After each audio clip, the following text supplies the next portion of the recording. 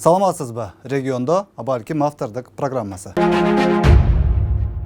Кыргыз өкмөтү кыргыз-тажик чек арасындагы кырдаалды сүйлөшүүлөр менен, жер алмашуулар менен ынтымакта чечебиз деп калктын кулагына куюп турган чакта тажик генералы Согди облустук ички иштер башкармалыгынын башчысы Абдулла Наржубанов кескин билдирүү менен чыкты. Бул генералга кыргыздын башка генерал аттуулары кандай реакция кылганы белгисиз го, бирок генерал Камчыбек Ташиев дароо жообун узатты.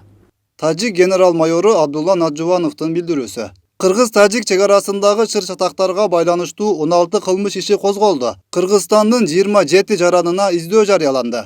Эгер тарыхты алып карасаңыз, Баткен эч качан кыргыз жери болгон эмес. Менин ата-бабаларым кыргыздарды алып келип, ушул жерди беришкен. Бүгүн болсо бул биз үчүн маселеге айланып калды.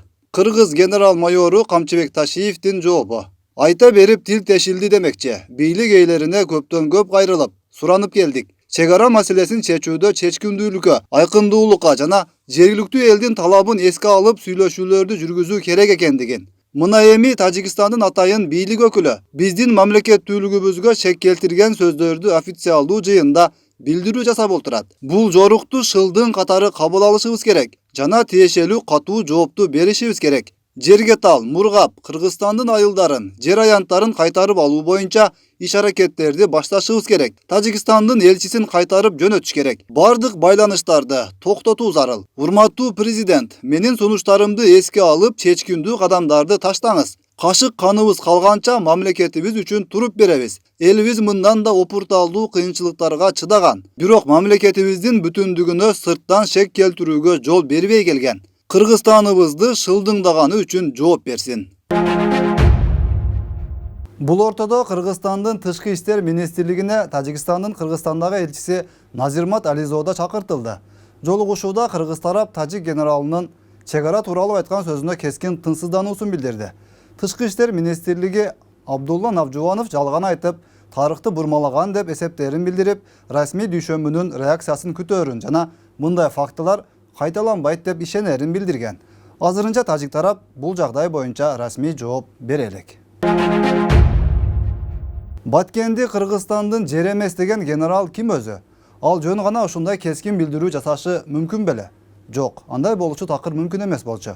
Анын өмүр таржымалына карасаңыз, тажик күч органдарында көп жылдан бери кызмат кылган, президенттен бир канча ирет ири деңгээлдеги сыйлыктарды алган офицер экенин көрүүгө болот.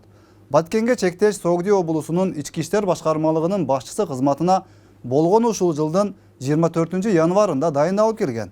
Ага чейин Тажикстандын ички иштер министринин орун басары болуп турган. Мындан улам, балким тажик бийлиги ушул генералдын оозу менен кыргыз бийлигине өзүнүн позициясын ачык билдирип, биз баары бир Баткенди өзүбүзгө алышыбыз керек деген саясатын ачыктагандыр. Силер болсо өзүңөр менен өзүңөр убара болуп, убакыт өткөрүп жүрө бергиле деген эмеспи? Тажик тарап кескин кадамдарга барып турган чакта кыргыз бийлиги деле жөн отурган жери жок. Баткендеги чек ара маселесин көтөрүп, өкмөткө талап коюп жүргөн жергиликтүү кеңештин төрагасы Сапарали Бөрөбаевди камакка алышты. Ал ээн баштыкта шектүү катары арыздын негизинде кармалганы кабарланды. Анан кыргыз-тажик чек арасын өтө так жана туура чечип берет деп бийлик ишеним арткан Жеңиш Разаков өз арызынын негизинде кызматтан кетти. Анын ордуна дароо эле өкмөттүн Баткендеги ыйгарымдуу өкүлү Акрам Мадумаров дайындалып калды. Балким Жеңиш Разаков кыргыз-тажик чек арасын чечүү оңой иш эмес экенин, аны үчүн күчтүү эрк керектигин түшүнүп, балким алдын ала кандайдыр бир терс аракеттер жасалышы тууралуу маалыматы болгондур. Ал кызматтан кеткен учурда тажик тараптан мындай билдирүү таратылышы жөн жеринен эмес чыгар. Кыргыз бийлиги Кыргызстан менен Тажикстан чек ара маселесин чечиш үчүн эки жерди алмашуу боюнча бир пикирге келгенин январь айында кабарлаган.